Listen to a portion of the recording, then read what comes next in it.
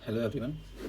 आज हम लोग 5 नवंबर यानी आज का न्यूज़पेपर का एनालिसिस करेंगे, एडिटोरियल्स और explained section from the Indian Express. Okay, so इसमें काफ़ी आर्टिकल्स हैं, बट मैंने 3 जो मोस्ट इंपॉर्टेंट आर्टिकल्स हैं अभी जिसमें काफ़ी एनालिसिस है, काफ़ी कॉन्सेप्चुअल्स हैं, उनको मैंने सॉर्ट आउट किया है and will discuss those articles. Okay, so first of all जो पहला आर्टिकल है हमारा वो आईपीओ मार्केट्स के ऊपर है इंडिया में, ठीक है, and how it is booming और क्या क्या इसमें कंसर्न्स हैं। It is important for your GS3 economy section.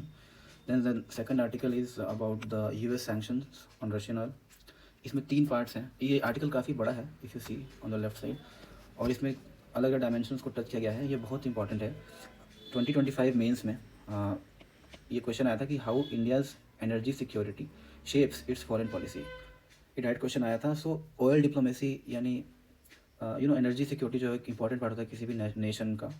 So we will look into how the global oil diplomacy right now is looking like due to US sanctions और Russian oil पे जो भी है। फिर इसमें एक चीज़ है वेपनाइजेशन ऑफ ट्रेड। आपने सुना होगा वेपनाइजेशन ऑफ ट्रेड। तो US sanction is nothing but it's one way of doing this. तो इस पर हम लोग देखेंगे। फिर वॉर इकोनॉमिक्स की how the Russia Ukraine war is helping the US cause actually. और भले ही US कह रहा है कि हम रुकना चाहते हैं, बट इसके भी इंटरेस्ट काफ़ी हैं वहाँ पर।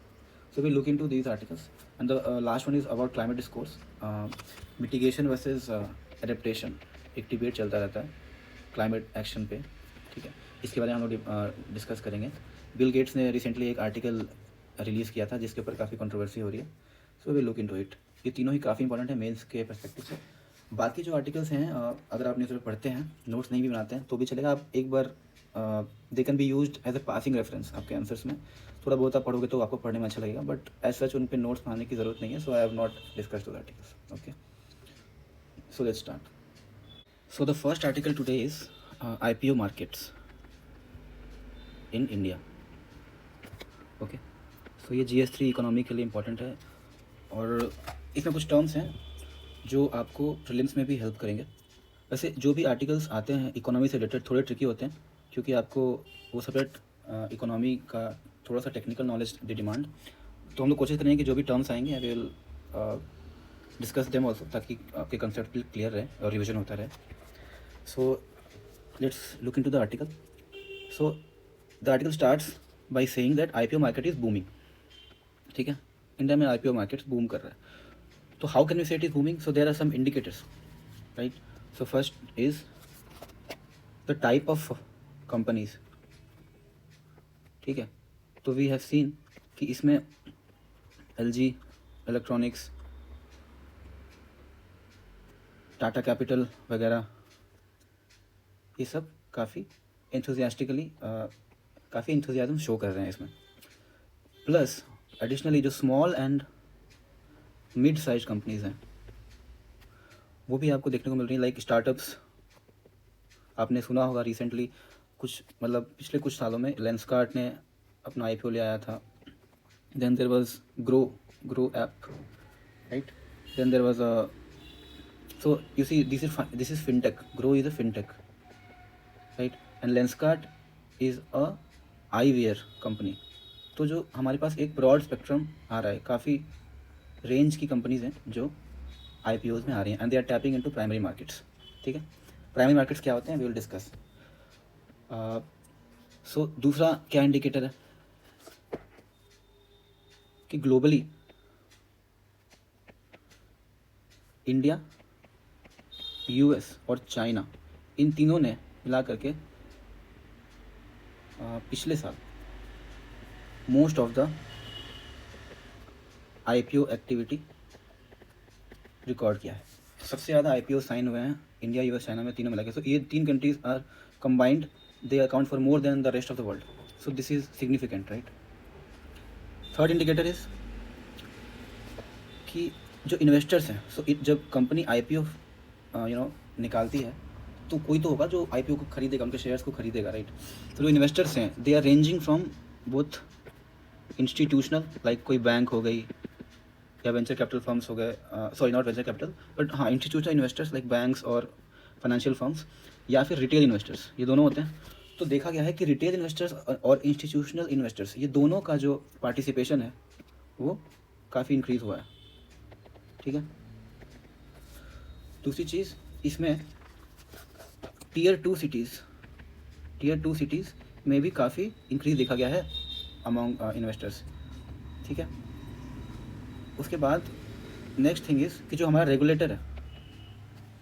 रेगुलेटर यानी कि SEBI, securities and exchange board of India, इसने भी काफ़ी आपको नॉर्म्स जो हैं, IPO नॉर्म्स काफ़ी रिलैक्स कर दिए हैं फॉर ग्रेटर पार्टिसिपेशन, ठीक है, ऑफ इन्वेस्टर्स। सो ये सब कुछ देखा जा रहा है। इट ऑल इंडिकेट्स कि हमारा जो IPO मार्केट है इट्स ग्रोइंग वेरी रैपिडली। अच्छा, अब IPO क्या होता है एक बार ब्रीफली देख लेते हैं। IPO जो होता है वो सो देयर आर, कोई कंपनी जब पब्लिक जाती है, कोई कंपनी है मान लीजिए, अभी ये जो है एक प्राइवेट लिमिटेड है। प्राइवेट लिमिटेड मतलब इस कंपनी के ओनर्स जो हैं, जो ओनरशिप है इसकी वो लिमिटेड है, वो कुछ इंडिविजुअल्स के पास है। Now the company needs more funds, ठीक है। So it issues ownership shares, ठीक है। ओनरशिप शेयर्स मतलब इसमें क्या होगा कि जो इन्वेस्टर्स हैं, इंस्टीट्यूशनल या retail, they will by the share of the companies, और जो शेयर होता है उसमें एक पर्टिकुलर पोर्शन होता है ओनरशिप का, और उसके बदले में दे विल पे मनी, जिससे कंपनी जो है उसको कैपिटल मिलेगा। तो जब ये फर्स्ट टाइम होता है, तो it's called initial public offering, यानी जो कंपनी है वो पहली बार पब्लिक जा रही है, they are offering their shares, जिसको हम लोग शॉर्ट में IPO कहते हैं। जो फर्स्ट टाइम, तो यहाँ पे IPO खरीदने के लोग आएंगे, तो ये जो मार्केट क्रिएट हुआ यहाँ पे शेयर्स का, यानी कि एक कंपनी है जो शेयर्स बेच रही है और कुछ इन्वेस्टर्स हैं, रिटेल इन्वेस्टर्स हमारे आपके जैसे हो गए या इंस्टीट्यूशंस हो गए, वो बाई कर रहे हैं। तो जहाँ बाई सेल हो रहा है वहाँ पे मार्केट क्रिएट हो रहा है। तो इस मार्केट को कहते हैं प्राइमरी मार्केट, राइट, जहाँ पे कंपनी फर्स्ट टाइम अपनी IPO ऑफर कर रही है और जो सेलर है वो सिर्फ कंपनी है और जो बायर्स हैं वो इन्वेस्टर्स हैं। This is called the primary market. अब इसके बाद एक बार मार्केट में इन इंडिविजुअल्स और इंस्टीट्यूशंस के पास उस कंपनी के शेयर्स आ गए, तो वो आपस में फिर बाई सेलिंग कर सकते हैं, बाई और सेल ऑन स्टॉक एक्सचेंज, ठीक है। जैसे बॉम्बे स्टॉक एक्सचेंज है, फिर NSE है दिल्ली में। सो अब ये जो जिन लोगों ने शेयर्स खरीदा है आपस में, वो आपस में बाई शेयर कर सकते हैं, या फिर इन लोगों के थ्रू बाकी लोग जिन्होंने पहले IPO में पार्टिसिपेट नहीं किया था वो भी बाई और शेयर कर सकते हैं, बाई और सेल। तो इसको कहते हैं सेकेंडरी मार्केट्स, ठीक है। यानी कि जो स्टॉक एक्सचेंज है, this is an example of secondary markets, ठीक है। सो ये जो प्राइमरी मार्केट है इसके बारे में ये आर्टिकल है और IPO के बारे में हम लोग पढ़ रहे हैं, ठीक है। सो यहाँ तक तो सब कुछ सही लग रहा है कि हाँ भाई इन्वेस्टर्स बढ़ रहे हैं, पार्टिसिपेशन बढ़ रहा है, राइट, कंपनीज पब्लिक जा रही हैं। बट इसमें कुछ हिडन कंसर्न्स हैं। हिडन कंसर्न्स क्या है इसमें? सो पहला कंसर्न ये है स्ट्रेच्ड मार्केट वैल्यूएशंस। कहने का मतलब ये है कि जो प्राइसिंग है, प्राइसिंग ऑफ शेयर्स, वो बहुत ज़्यादा रह रही है, ठीक है। और यहाँ पे आप एक रिपोर्ट है जो आप कोट कर सकते हैं कि जो दाम है, जब प्राइस आ रही है, जब IPO आया मार्केट में, उस पर प्राइसेस बहुत ज़्यादा हाई हो रहे हैं, और एक बार सबने खरीद लिया फिर अचानक से प्राइसेस गिर रहे हैं। जैसे पेटीएम के IPOs आए थे कुछ साल पहले और काफ़ी लोगों ने खरीदे थे, फिर इनका दाम जो है वो गिर गया था, बाद में शायद वो फिर से राइज हुआ था, आई एम नॉट श्योर, बट ये प्रॉब्लम हुई थी पेटीएम के साथ। सो अचानक से प्राइसें गिर जाती हैं। तो सेबी का एक स्टडी है, अकॉर्डिंग टू सेबी स्टडी, जो इंडिविजुअल इन्वेस्टर्स हैं, इंडिविजुअल इन्वेस्टर्स लाइक हमारे आपके जैसे इन्वेस्टर्स, जो इसको हम रिटेल इन्वेस्टर्स भी कहते हैं, इन्होंने sold 50% of their shares within a week. So आप समझ रहे हैं कि एक हफ्ते के अंदर इन्होंने सारे शेयर्स बेच दिए। तो क्या हो रहा है, इसके कारण क्या हो रहा है, इंडिविजुअल इन्वेस्टर्स को लॉस हो रहा है, राइट। वो हाई प्राइस में शेयर खरीद रहे हैं, उसके बाद जो प्राइस है वो डिप कर जा रहा है मार्केट में, फिर उन्हें लॉस पे बेचना पड़ रहा है। सो this is the cause of concern, ठीक है। सो ऐसा कहा जा रहा है कि जो कंपनीज हैं वो मार्केट को मैनिपुलेट करके जानबूझ के शेयर्स हाई रख रही हैं प्राइसेस, ताकि उनका जो एक्चुअल इवैल्यूएशन होना चाहिए, जो उनके शेयर का प्राइस होना चाहिए, उससे बहुत ज़्यादा अमाउंट को मार्केट से उठा लें, और बाद में शेयर जो है वो ऑटोमेटिकली मार्केट फैक्टर्स के कारण अपने जो एक्चुअल वैल्यू है उस पर आ जाएगा, लेकिन तब तक कंपनी ने पैसे उठा लिए होंगे मार्केट से, right. So the ultimately the investors, हमारे आपके ऐसे जो रिटेल इन्वेस्टर्स हैं, दे आर एट लॉस। दूसरी चीज़ है, कंसर्न क्या है इसमें, कि जब एक ट्रेंड देखा जा रहा है कि जब भी IPOs आ रही है मार्केट में, ठीक है, तो जो एग्जिस्टिंग इन्वेस्टर्स हैं, सो जैसे हमने यहाँ पे देखा कि IPO जब आती है तो पहली बार ये जो इन्वेस्टमेंट है वो पब्लिक के लिए ओपन होती है। उसके पहले जो ओनरशिप होती है, ठीक है, तो ओनरशिप जो होती है, यानी किसी ने इस कंपनी में कैपिटल लगाया होगा, या तो उसका ओनर होगा, या तो फिर वेंचर कैपिटल फंड होगा, या फिर एंजल इन्वेस्टर्स होंगे जो इनिशियली इसमें इन्वेस्ट करते हैं कंपनी में, राइट, जब ये बेबी स्टेज में होती है कंपनी। तो इन इन्वेस्टर्स को देखा जा रहा है कि ये IPO के through they are selling their shares, right. So VC और private equity firms, right, they are exiting via IPO। तो ओनरशिप जो है वो पब्लिक खरीद लेगी, तो अभी जो शेयर्स है जिनके पास, उनका जो है शेयर होल्डिंग कम हो जाएगा। वो लोग अपनी शेयर होल्डिंग बेच रहे हैं पब्लिक को बेसिकली, और वो कंपनी से अपना जो रिस्क है, अपना जो स्टेक होल्ड है वो हटा ले रहे हैं। तो एक तरह से एक एग्जिट गेटवे बना लिया है वेंचर कैपिटल और प्राइवेट इक्विटी फर्म्स ने, राइट। इस पर भी एक रिपोर्ट है। सो मेंस आंसर में जो रिपोर्ट्स और स्टडी होती हैं काफ़ी इंपॉर्टेंट होती हैं, राइट। यही बात मैं बोलूँ कि भाई शेयर्स के प्राइसेस बढ़ रहे हैं, इसमें वजन नहीं है, बट मैं यही बात बोलूँ कि सेबी की स्टडी के अनुसार इंडिविजुअल इन्वेस्टर्स ने 50% ऑफ देयर शेयर्स सोल्ड कर दिए within a week. So this adds weight to our answer. Similarly यहाँ पे मैं बोलूँ कि वेंचर कैपिटलिस्ट और प्राइवेट इक्विटी फर्म्स जो हैं वो एग्जिट ले रहे हैं वाया IPO, तो इसमें उतना दम नहीं है। बट अगर मैं ये बोलूँ कि according to a Kotak study, ठीक है, as per a Kotak study, out of ₹1.17 lakh crore raised through IPO this year, around 1/3 was due to investor और promoter exit। तो आप देख रहे हैं कि 1/3 जो शेयर्स में जो पैसा रेज हुआ है वो इन्वेस्टर्स, यानी जो इनिशियल इन्वेस्टर्स हैं, उन्होंने अपना स्टेक होल्ड जो है वो बेच दिया है, अपनी स्टेक होल्डिंग बेच दी है मार्केट में और एग्जिट ले लिया है। सो एक तरह से पल्ला झाड़ने वाली बात है यहाँ पे। सो दिस रेजेस कंसर्न, ठीक है। सो इसका वे फॉरवर्ड इसमें लिखा नहीं है, बट वे फॉरवर्ड क्या हो सकता है इसका, कि जो रेगुलेटर्स हैं लाइक सेबी, तो रेगुलेटर्स इंश्योर करें, मस्ट इंश्योर कि prices are assigned as per genuine valuation, right.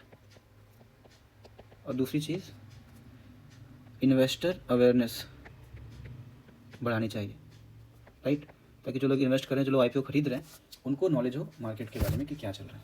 Okay, तो this was a very good article. I hope आपको IPO समझ में आया होगा, इंडिया में भी IPO का क्या सीन चल रहा है वो समझ में आया होगा। और we had some important data like one from SEBI study, one from Kotak study. This is actual gold for our answer writing. So इसको हम लोग अपने नोट्स में रखेंगे, हम लोग याद रखेंगे। बाकी let's move on to the next topic. So the next article is on US sanctions on Russian oil. ये बहुत इंपॉर्टेंट आर्टिकल है। पहले तो GS2 में it's important for international relations, और GS3 में इकोनॉमी और एक्सटर्नल इकोनॉमी लाइक ट्रेड, उसके रेस्पेक्ट में पूछा जा सकता है। अभी मैंने बताया था अभी कि ये पूछा भी गया था 2025 मेंस में ये क्वेश्चन। तो इट्स वेरी इंपॉर्टेंट। तो सबसे पहले इस आर्टिकल में इवेंट बताया गया है कि अक्टूबर 22 को, हालांकि ये डेट इंपॉर्टेंट नहीं है, US ने सैंक्शंस पुट किए हैं। सो सैंक्शंस पुट हुए हैं on Russian crude producers, Rosneft और लुकोइल, दोनों कंपनीज हैं जो क्रूड ऑयल प्रोड्यूस करती हैं। So we need to understand कि सैंक्शंस का मतलब क्या हुआ यहाँ पे, ठीक है। सो यहाँ पे इस आर्टिकल में इट हैज़ 3-fold मीनिंग। सबसे पहला जो है उसका मतलब ये है कि there is a list called specially designated nationals, ठीक है, SDNs। इस लिस्ट में इन कंपनीज़ के जो ओनर्स हैं या कोई भी सिग्निफिकेंट स्टेक होल्डर्स हैं उनका नाम आ जाएगा, और जो लोग भी इन कंपनीज से डील करते हैं उनका नाम भी इस लिस्ट में आ जाएगा, ठीक है। Which put sanctions on the individuals also. तो उनके इकोनॉमिक फ्रीडम पे या उनके ट्रैवल पे, राइट, उनके एसेट्स, ओवरसीज एसेट्स के ऊपर there can be some sanctions. दूसरी चीज़ है इसमें कि there is a SWIFT, okay, SWIFT payment system. So it's ये कुछ साल पहले यूपीएससी प्रीलिम्स में भी ये क्वेश्चन आया था कि ये है क्या एग्जैक्टली, ठीक है, और बीपीएससी में शायद इसका फुल फॉर्म पूछा था कुछ साल पहले। तो स्विफ्ट है, आपने सुना भी होगा, न्यूज़ में था कुछ साल पहले जब रशिया ने यूक्रेन पे अटैक किया था, तो Russia was removed from the Swift network, ठीक है। सो इसका फुल फॉर्म होता है society for world wide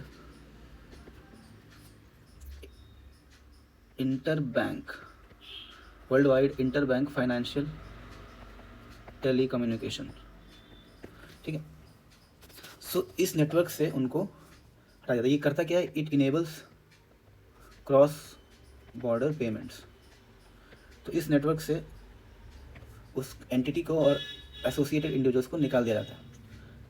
and third thing is कि it extends to insurers like insurance, shipping और tax systems,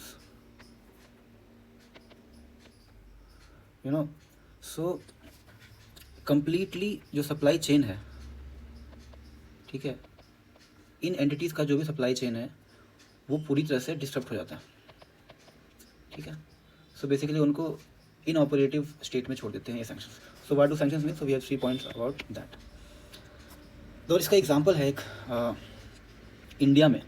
so we know that हम लोग रशियन ऑयल बाई करते हैं, right.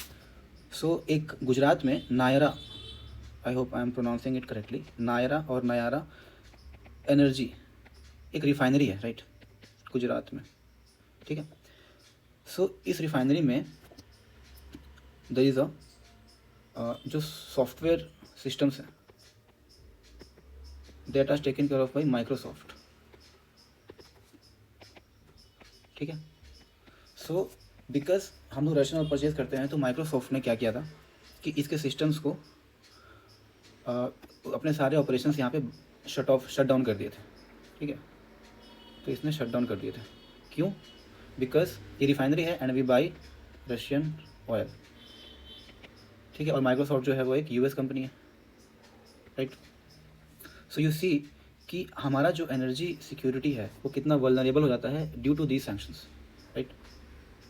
So now after this the article moves on and talks about why America is doing this, reasons, okay. तो reasons जो America कहता है, USA says कि it is to enable peace, right, in Ukraine. तो इनका ये कहना है कि इसके क्या होगा, रशियन इकोनॉमी विल डिक्लाइन और उनका जो वॉर फंड है, मतलब they will not be able to fund the war, right. So they are saying that Russian oil funds war in Ukraine. So ये रुक जाएगा। बट जो स्कॉलर्स हैं वो ये कहते हैं कि this is not the true reason. The reason is कि US wants to promote its own shale gas economy, ठीक है। तो shale gas is a fossil fuel और यूएस में इस गैस का काफ़ी ज़्यादा रिजर्व्स हैं टेक्सास के आसपास, ठीक है। सो experts are saying कि by crippling the Russian oil producers, okay, US is trying to increase its own shale gas exports, ठीक है। और इसका लॉजिक ये दिया जा रहा है कि इफ़ US वांटेड पीस, ठीक है, तो यूक्रेन में अगर US को पीस चाहता है तो आपको पता है कि US जो है it funds Ukraine's war efforts, ठीक है, which is like already more than 150 billion so far, ठीक है। सो यूएस इस वॉर को फंड कर रहा है। तो अगर इसे रोकना होता तो it could have simply stop these funds, simply stop the funds and arms, ठीक है। But it is not doing that. Y?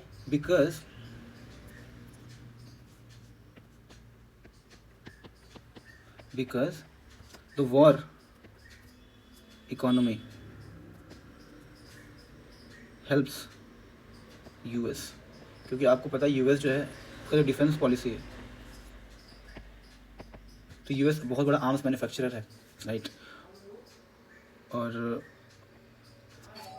They are defence exporters also. So it helps the US cause. So इसको यहाँ पे कहा गया है economics of war, economics of war for US.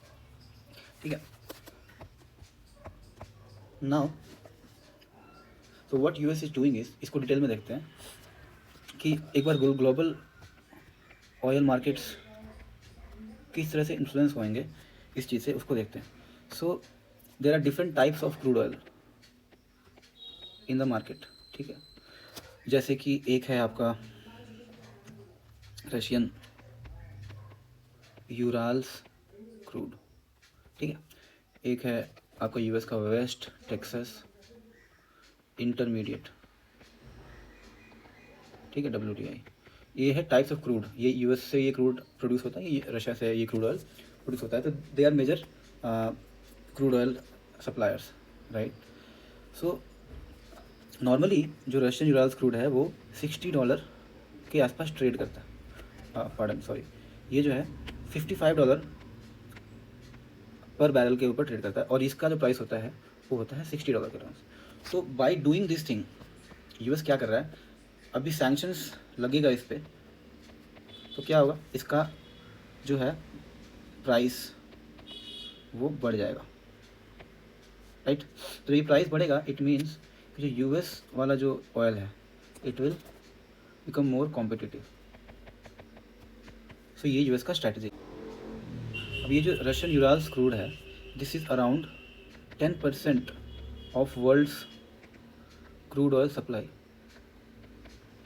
ठीक है, आपको पता है कि इंडिया में भी 40% ऑयल जो है हम लोग रशिया से इंपोर्ट कर रहे हैं पिछले कुछ साल से। सो क्या होगा,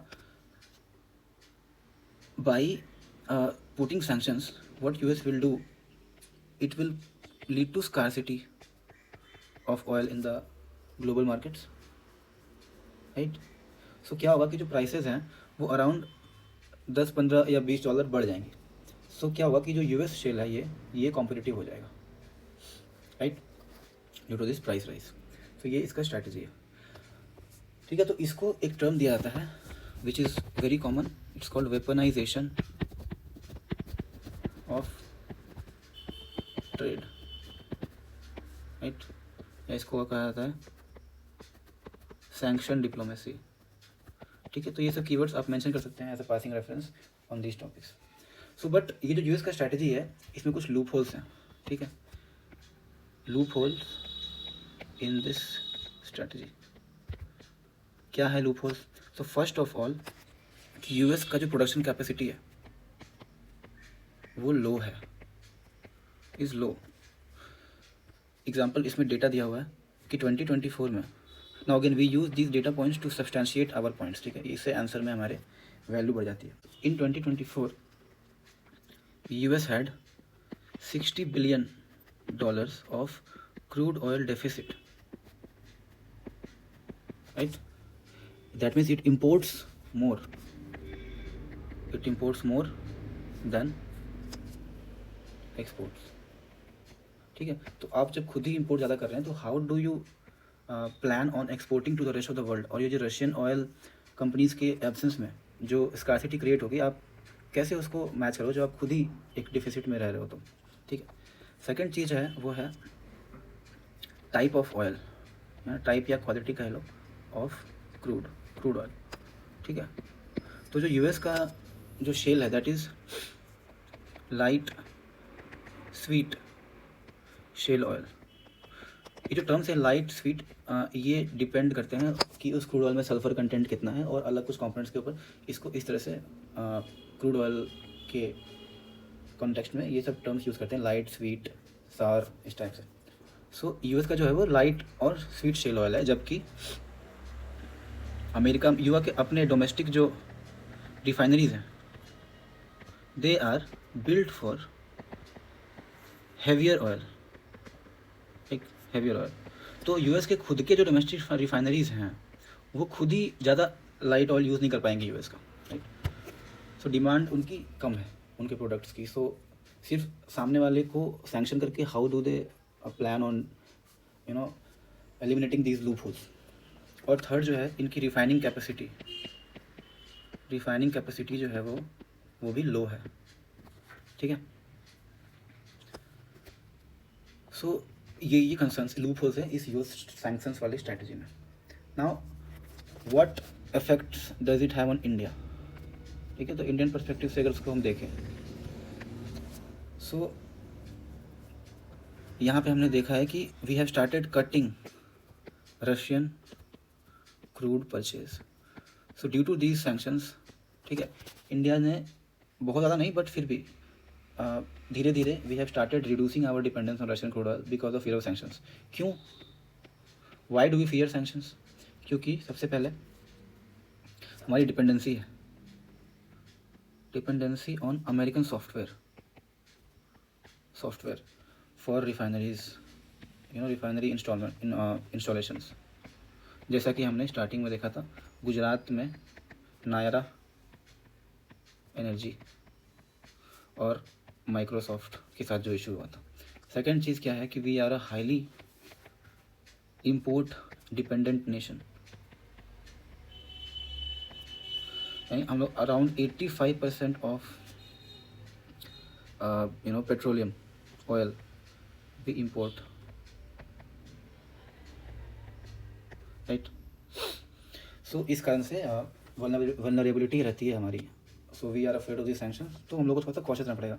तो वे फॉरवर्ड क्या होगा इसका, कि जो भी कंसर्न्स हैं इसका वे फॉरवर्ड ये है फ्रॉम इंडियन साइड कि we have to revive domestic oil exploration. हमारे यहाँ काफ़ी कुछ 2-3 डिकेड से ऑयल एक्सप्लोरेशन ही नहीं हो रहा, like we are not exploring कहीं पे ऑयल रिजर्व्स मिल रहा है, right. So we have to revive the oil exploration. और दूसरी चीज़, we have to build sovereign digital infrastructure. तो ताकि हमारी डिपेंडेंसी यूएस पे कम हो जाए, हमारे अपने देश के सॉफ्टवेयर्स होंगे तो हमारी यूएस पे डिपेंडेंसी कम हो जाएगी. So overall this was a good article. हमारे पास एक वर्ल्ड का भी जो स्टेट ऑफ अफेयर्स है और जो फॉरेन पॉलिसी है और इवन जो ऑयल इकोनॉमी है, ये तीनों को समझने में काफ़ी हेल्प मिलेगी. And this has been a repetitive thing. आपको डायरेक्टली या इनडायरेक्टली पूछा ही जाएगा, हर साल पूछा जाता है ये किसी ना किसी पेपर में, right. So this was one of the important articles. Moving on to the next article. So the next article is about climate discourse. ठीक है, तो ये GS3 और GS1 दोनों के पॉइंट ऑफ व्यू से इंपॉर्टेंट है, क्योंकि क्लाइमेट से रिलेटेड क्वेश्चंस दोनों पेपर्स में देखे गए हैं मेंस में. और it talks about mitigation versus adaptation, ठीक है, against climate change. So mitigation का मतलब क्या होता है कि stopping climate change, stopping climate change, right, reducing our emissions, ये सब चीज़ें जिससे ग्लोबल वार्मिंग ना हो. और अडेप्टेशन का मतलब क्या होता है कि बिल्डिंग रेजिलियंस, कि अगर थोड़ा बहुत जो भी मतलब ग्लोबल वार्मिंग तो हो ही रही है, तो जो भी क्लाइमेट धीरे धीरे चेंज हो रहा है उसके अगेंस्ट हम लोग रेजिलियंस ग्रो करें. जैसे एग्रीकल्चर, हेल्थ और डिज़ास्टर मैनेजमेंट, इन चीज़ों पे काम करें ताकि जो डैमेज ऑलरेडी होना शुरू हो चुका है, extreme weather events, health crisis, agricultural failures हमको देखने को मिल रहा है, तो इसके अगेंस्ट हम लोग अडेप्ट करते जाएं धीरे धीरे. ठीक है, तो ये डिबेट चलती रहती है. सो ये अभी हाईलाइट फिर से हुई है कि कुछ दिन पहले Bill Gates, who is the founder of Microsoft, और ये बहुत बड़े क्लाइमेट फिलांथ्रोपिस्ट भी माने जाते हैं. ठीक है, क्लाइमेट फिलांथ्रोपिस्ट मतलब इन्होंने क्लाइमेट रेजिलिएंट प्रोजेक्ट्स में काफ़ी इन्वेस्ट किया है. ठीक है, तो अब सही क्या है कि मतलब सिर्फ दिखावा है, this is I don't know, debatable, but फिर भी. सो इन्होंने काफ़ी कुछ कहा है क्लाइमेट चेंज के बारे में. और रिसेंटली इन्होंने एक मेमो निकाला था जो कहता है which attacks the doomsday outlook on climate change. Doomsday outlook क्या होता है कि हर जगह ये कहा जा रहा है कि क्लाइमेट चेंज हो रहा है, अब इंसान जो है एक्सटिंक्ट हो जाएंगे, धरती नहीं बचेगी, क़यामत आने वाली है, इस तरह की जो चीज़ें हैं उसको इन्होंने अटैक किया है. इन्होंने कहा है कि ये सब करने के बजाय we should focus on adaptation. और इन्होंने जो कहा है बेसिकली 3 पॉइंट्स दिए हैं इन्होंने. पहला पॉइंट इनका ये कहना है कि भाई क्लाइमेट चेंज जो है is not an existential threat, ठीक है, कि अगर 1.5 डिग्री सेल्सियस या 2 डिग्री सेल्सियस या इवन 3 डिग्री सेल्सियस से टेम्परेचर बढ़ भी जाए, global temperature, average global temperature, तो भी it is not an existential threat, like the planet and the humans both will be able to survive.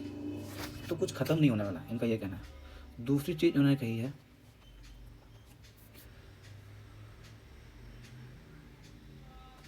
कि 1.5 degree Celsius या 2 degree Celsius का जो टारगेट्स है, जो कि आप जानते हैं अंडर पेरिस एग्रीमेंट की तरह ये टारगेट लिया गया है ग्लोबल एमिशंस को यहाँ तक मेंटेन करने के लिए, इससे ज़्यादा ना बढ़े। सो ये this is not the only way, ठीक है, this is not the only way to address the problem, ठीक है। और तीसरी बात इन्होंने कही है कि ज़्यादा बेहतर होगा अगर हम लोग हेल्थ, है ना, प्रोस्पेरिटी, है ना, और डेवलपमेंट पे काम करें। एग्जाम्पल एग्रीकल्चर पे काम करें, डिज़ास्टर मैनेजमेंट में काम करें, इस चीज़ों पे काम करें, तो हम लोग ज़्यादा we will be able to save lives और इम्प्रूव, ठीक है, इम्प्रूव क्वालिटी ऑफ लाइफ, ठीक है। तो इनका ये आर्गूमेंट्स हैं बिल गेट्स के, ये तीन चीज़ें उन्होंने कही हैं।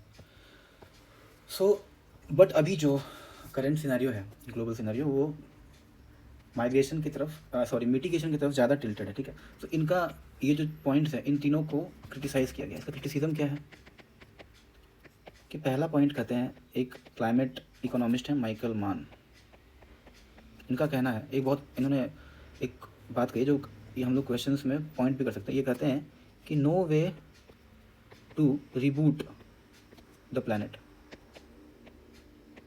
If you crash it. So क्योंकि बिल गेट्स जो हैं वो सॉफ्टवेयर सेक्टर से हेल करते हैं, तो इन्होंने उन्हीं के ऊपर ये एक कमेंट सा किया है कि आपके सर्वर जो है वो क्रैश होने के बाद रिबूट हो जाते होंगे, बट प्लैनेट जो है वो रिबूट नहीं होता एक बार वो क्रैश हो जाए तो ये बहुत अच्छा ये एक statement, we can use it in our answers, it will add some extra attractiveness to our answer. तो क्रैश नहीं कर सकते। जैसे आपने सुना होगा, there is a term called global tipping points, ठीक है, if I am not wrong they are 9 कुछ टिपिंग पॉइंट्स है कि इसके आगे अगर डैमेज हो गया इन्वायरमेंट को, सो इट इज़ इरिवर्सिबल।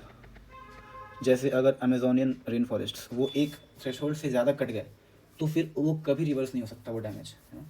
उसी तरह अगर हिमालयन ग्लेशियर्स अगर वो एक लिमिट से ज़्यादा मेल्ट हो गए तो वी विल लूज देम, वो रिवर्स नहीं हो सकता। पोलर आइस जो है, सो ऐसे करके टिपिंग पॉइंट्स हैं। So there is no way to reboot the planet if you crash it. So हम लोग को मिटिगेशन पे भी ध्यान देना पड़ेगा, हम लोग को ग्लोबल वार्मिंग को लिमिट करना ही पड़ेगा, ठीक है। तो भले ही ह्यूमन सर्वाइव कर जाए, बट वो जो सर्वाइवल होगा that will be very degraded, ठीक है। दूसरी चीज़ है, ये भी बहुत अच्छा सा एक सुंदर सा स्टेटमेंट है। यहाँ पे कहते हैं कि there is a scientist called Katharine Hayhoe, ठीक है, I guess I am pronouncing it correctly, I hope. Katharine Hayhoe कहती हैं कि पीपल थिंक कि क्लाइमेट चेंज जो है that is a separate basket of problem, ठीक है, but it is a hole in every other basket of problems. मतलब climate change जो प्रॉब्लम है वो अगर आप देखो, अब प्रॉब्लम्स क्या क्या हैं, कि जैसे आपके पास प्रॉब्लम है पोवर्टी, राइट, हेल्थ, हेल्थ के रिलेटेड जितने भी लिमिटेशंस हैं, ठीक है, एग्रीकल्चर डिक्लाइन कर रहा है, डिज़ास्टर्स आ रहे हैं, जो भी आ रहे हैं। सो ये सारे प्रॉब्लम्स जिसको बिल गेट्स कह रहे हैं कि आप एजुकेशन, प्रोस्पेरिटी, डेवलपमेंट पे काम कीजिए, तो ये कह रही हैं कि भाई ये अलग प्रॉब्लम नहीं है, क्लाइमेट चेंज से सारे प्रॉब्लम्स रिलेटेड है। वो क्लाइमेट चेंज जो है it is a hole in every basket, ये हर चीज़ को अफेक्ट कर रहा है, हर चीज़ को और ज़्यादा डेंजरस और हार्मफुल बनाता जा रहा है। सो अलग अलग सेपरेट कंपार्टमेंट्स में हम लोग को नहीं देखना चाहिए, it's all a integrated problem, right, all this is related, inter related है। और तीसरी चीज़ जो है वो ये है कि ठीक है, आपने जो बात कही आपने एक स्कॉलरली वे में कही, बट इसका इंटरप्रिटेशन जो इंटरप्रिटेशन है इट कैन बी मिसयूज्ड, ठीक है, बाई क्लाइमेट डिनायलिस्ट्स ठीक है। तो क्लाइमेट डिनायलिस्ट क्या है? दो पीपल हु डिनाई कि भाई कोई क्लाइमेट चेंज है नहीं, ये सब बस एक होक्स है। फॉर एग्जांपल इसके बेस्ट फॉरमोस्ट प्रोपोनेंट है यूएस प्रेसिडेंट डोनाल्ड ट्रंप, जिन्होंने बिल गेट्स के आर्टिकल रिलीज होने के अगले ही दिन ट्वीट किया था कि it is a victory over climate change hoax. तो ये जो क्लाइमेट चेंज नाम का हुआ है, इसके ऊपर हमने विक्ट्री पाली है। इन्होंने बिल गेट्स के आर्टिकल के कंटेक्स्ट में ये लिखा था कि एक स्कॉलर जो है, काफ़ी eminent personality, he is accepting कि जो डूम्सडे आउटलुक है ये फ्लॉड है। ठीक है। तो इसको मिसयूज़ किया जा सकता है, इवन कंपनीज भी मिसयूज़ कर सकती हैं कि भाई क्लाइमेट चेंज एमिशन टारगेट्स, आपको पता है कंपनीज़ को एमिशन टारगेट्स दिए जाते हैं, यू नो, और उसी बेसिस पे टैक्सेशन भी होता है। We have carbon markets, green bonds and all. तो इस चीज़ को मिसयूज़ किया जा सकता है। ठीक है। भले ही बिल गेट्स ने जो बात कही है उसका कंटेक्स्ट मैंने एक अलग वे में कहा है, बट इसको लोग मिसयूज़ कर सकते हैं। ठीक है। तो दीज आर कंसर्न्स, बट इसमें कुछ इनके आर्गूमेंट में कुछ पॉजिटिव्स भी हैं, right. So what are the positives? What are the logic which actually seem relevant? तो सबसे पहला बात यह है कि सो फार हमने तो मिटिगेशन पे ही फोकस किया है, एमिशन को रिड्यूस करने की बात की है। तो जो एफर्ट्स टू लिमिट एमिशंस जो हैं हैव यील्डेड मिनिमल रिजल्ट्स। इसका कोई खास अभी तक असर दिखा नहीं है।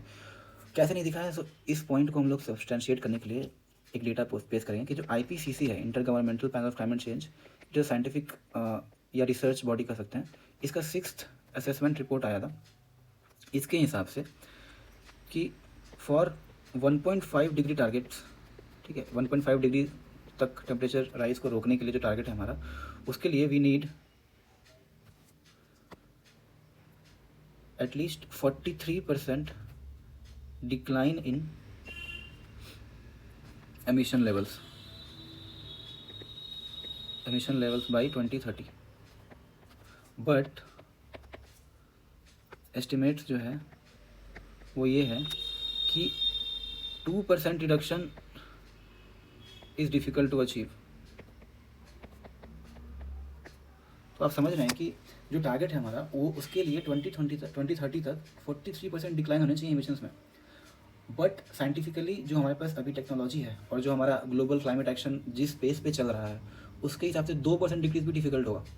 सो जो एमिशन को लिमिट करने के एफर्ट्स है उनका कोई रिजल्ट अभी तक पॉजिटिव आया नहीं है। They have been very minimal in effect. Second चीज़ ये है कि अगर मान लो इवन इफ सडनली एमिशन जो है, एमिशंस बिकम ज़ीरो, ठीक है, इवन इफ एमिशन ज़ीरो हो जाए, मान लो मिराकुलसली हमने ज़ीरो कार्बन जो है, zero emissions, net zero achieve कर लिया, right, it's called net zero. पूरे वर्ल्ड में अगर अचीव कर भी लिया, फिर भी जो ऑलरेडी एक्यूमुलेटेड कार्बन डाइऑक्साइड है, तो कार्बन डाइऑक्साइड जो होता है विच इज़ ऑलरेडी एक्यूमुलेटेड, तो अभी भी काफ़ी कार्बन डाइऑक्साइड जमा हो चुका है एटमॉस्फेयर में, जिसके कारण ऑलरेडी हम लोग एक्सट्रीम वेदर इवेंट्स देख रहे हैं, साइक्लोन्स, ड्रॉट्स, है ना। तो ये जो ऑलरेडी एक्यूमुलेटेड है, इसका जो इफेक्ट्स है वो नेक्स्ट फ्यू डेकेड्स तक देखने को मिलेगा ही मिलेगा। तो it will any way cause harm, even if miraculous. एक तो ये होगा नहीं, और अगर ये हो भी गया नेट ज़ीरो, तो भी जो CO2 ऑलरेडी एक्यूमुलेटेड है वो अगले कुछ डिकेड्स तक वो परेशान करेगा ही करेगा, राइट।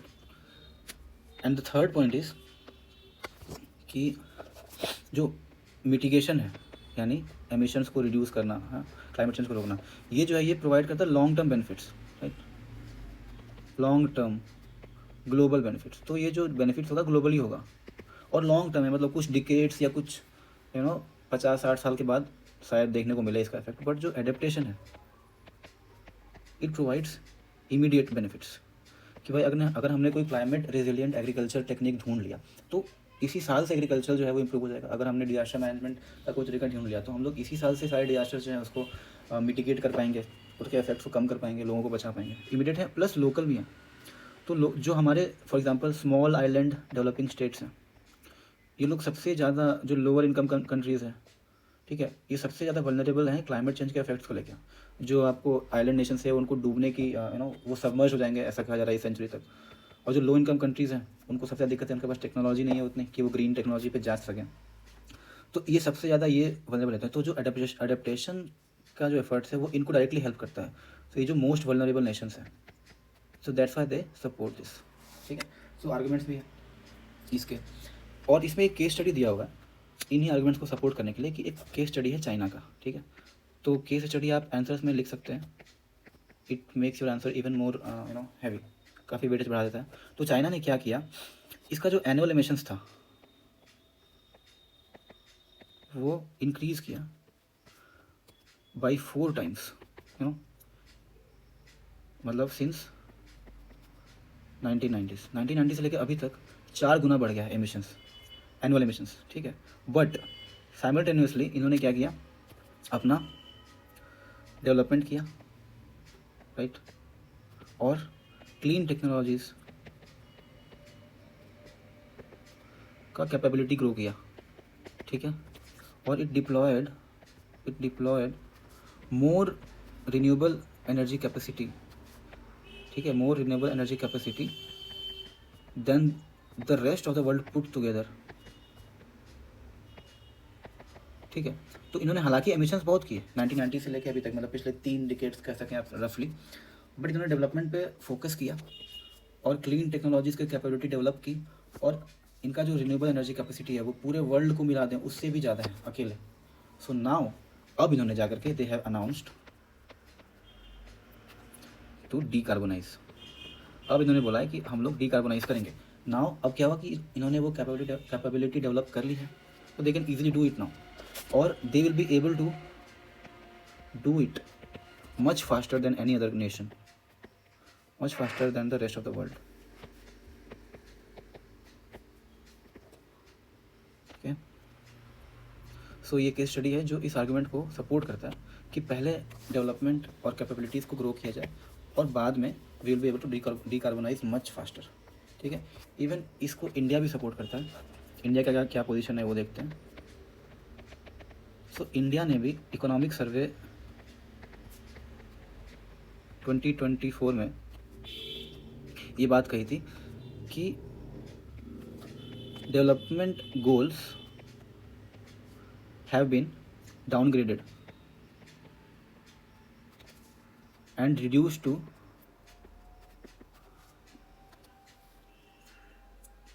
लाइक,